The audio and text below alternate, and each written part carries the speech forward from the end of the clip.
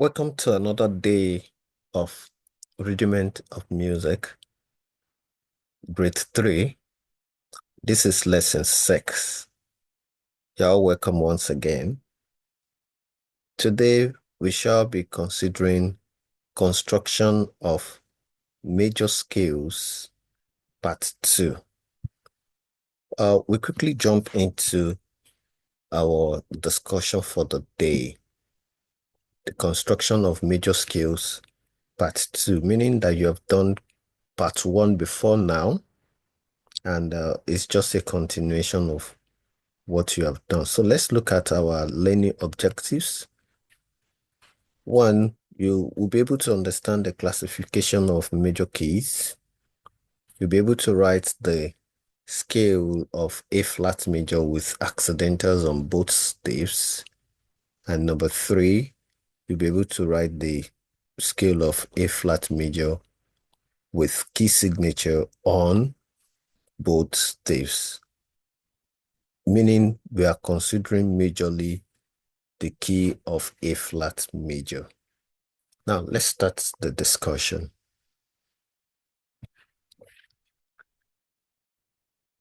The major scales are grouped or classified into 3, which are the natural key, the flat series, and the sharp series keys.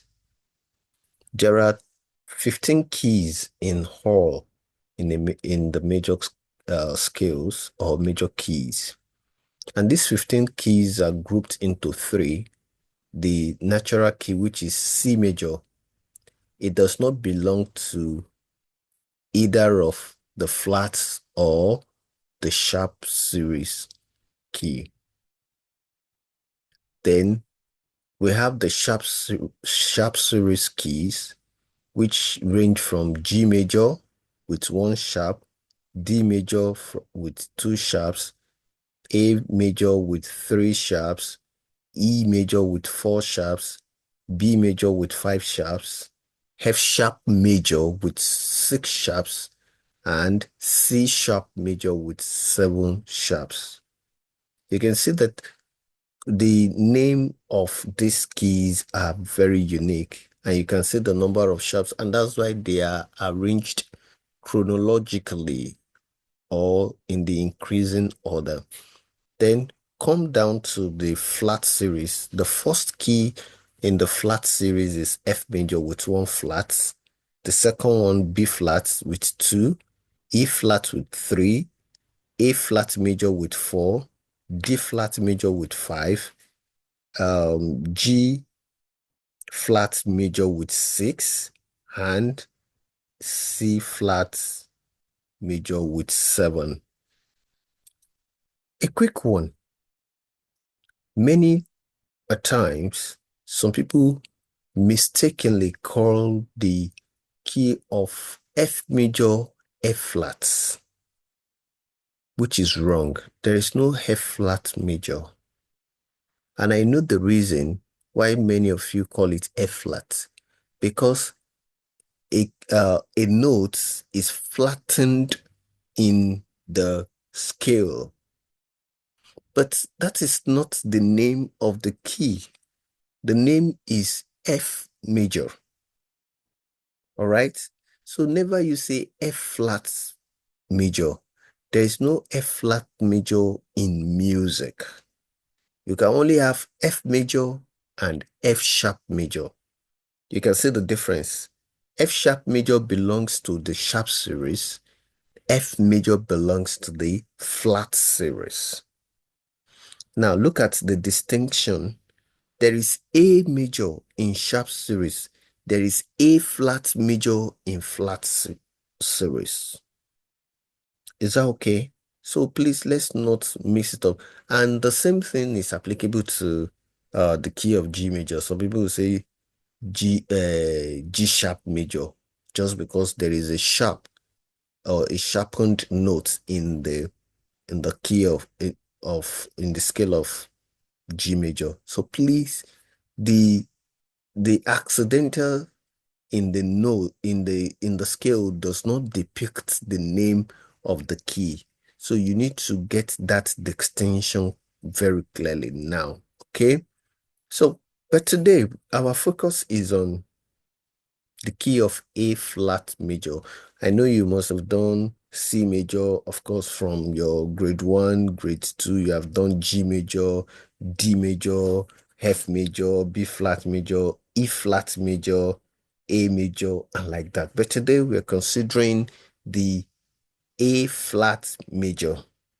And the A flat major is belonging to the flat series key.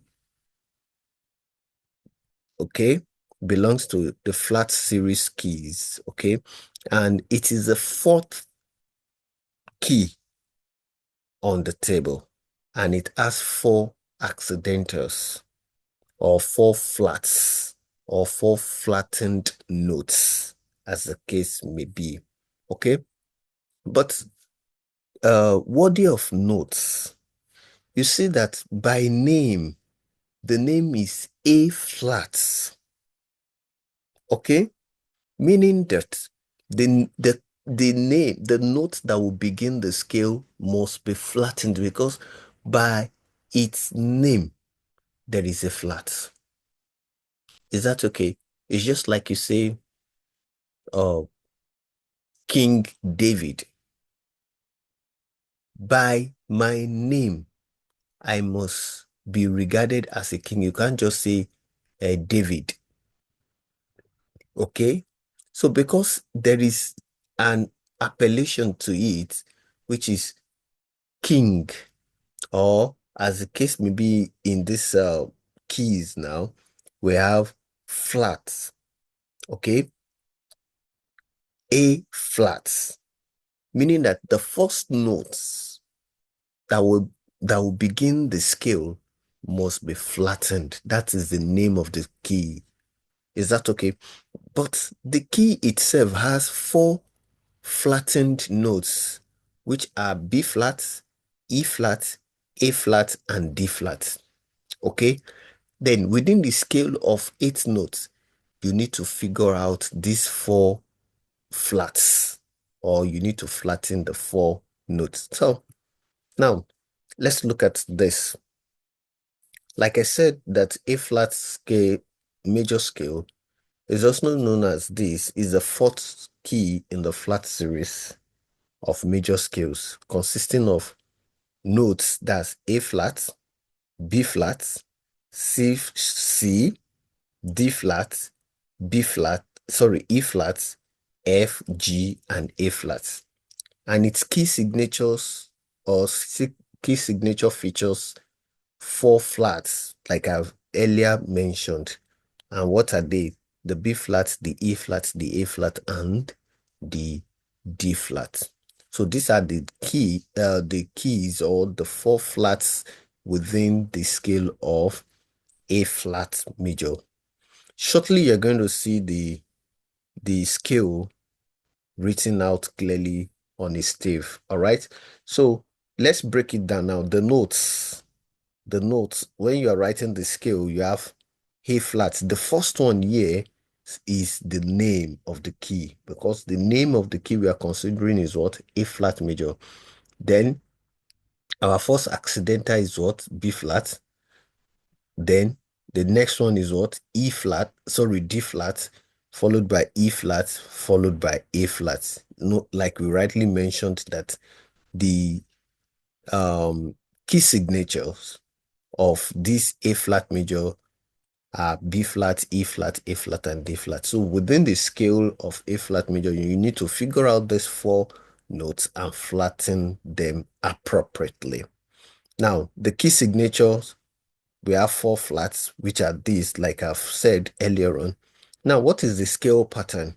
How did they arrive at these four accidentals within the scale of B flat major?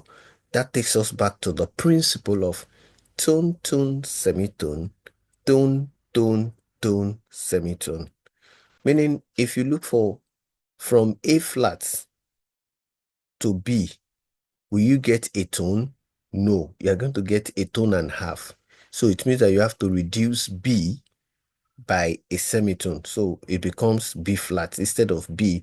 So from A flat to B flat is a tone. So that fulfills the first law. From B flat to C, yes, it's a tone because B flat to B is a semitone. B to C is also a semitone, which gives you what? A tone. That fulfills the second law as well. Then between C and C and D is a tone.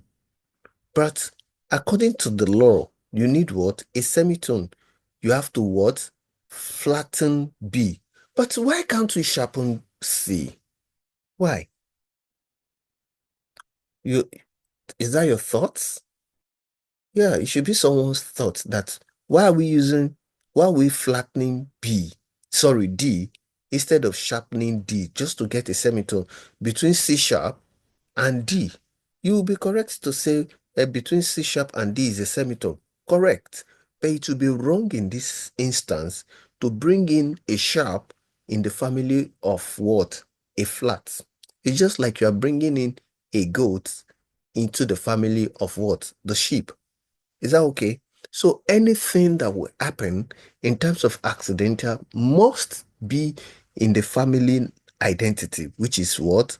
The flat. That is why D is flattened, which makes me to which will make me to say this. C sharp and D flat, they are n harmonic of each other. What do I mean by n harmonic of each other? They are just like they are just they are called different names, but they are the same thing. That's what we mean by enharmonic. Okay? They are called what? Different names. It's just like you bring your palm. One is facing this to the right, one is then the back is facing the left now, but everything is still your palm, am I right? So the same thing. So if I look at it from the left, I'll see, oh, this is from the left. If I look at it from the right, I'll see from the right. But the point remains that it is still one palm. The same thing. C sharp, we can call it C sharp. Then D flat, it is still the same. So they are like they are the same thing, but it depends on where are you coming from to arrive at that.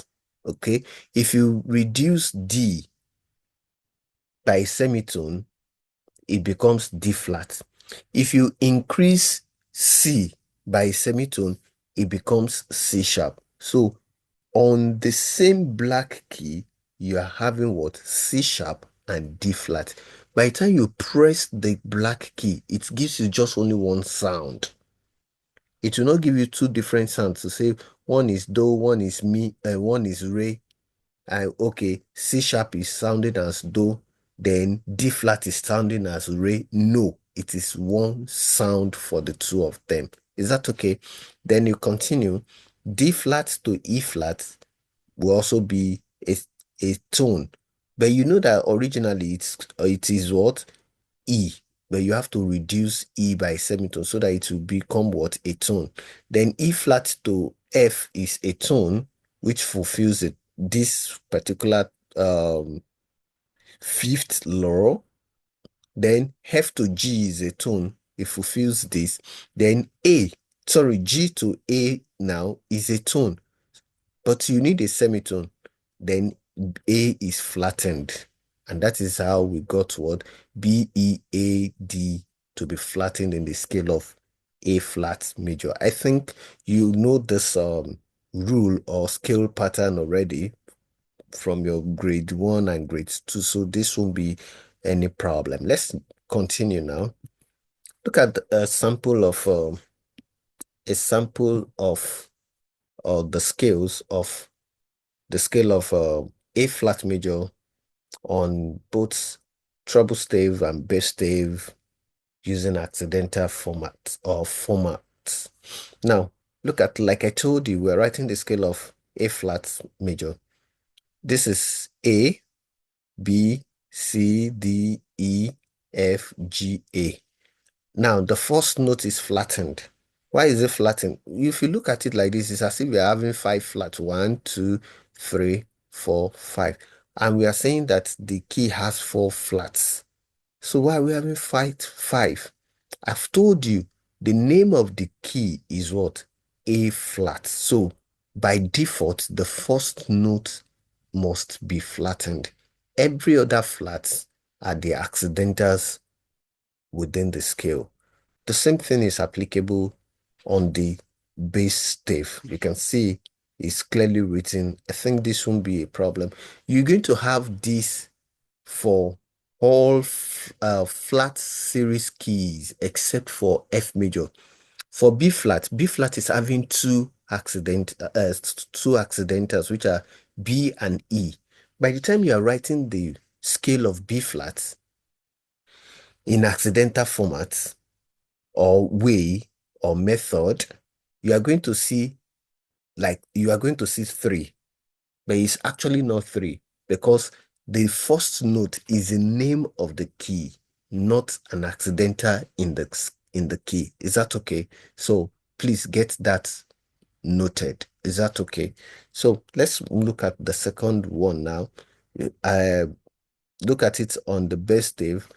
This is G, A. A, the note begins with A, and because the key we are considering is A flat, we have to flatten the first note. Then the four other flats are the accidentals of the scale. Is that okay?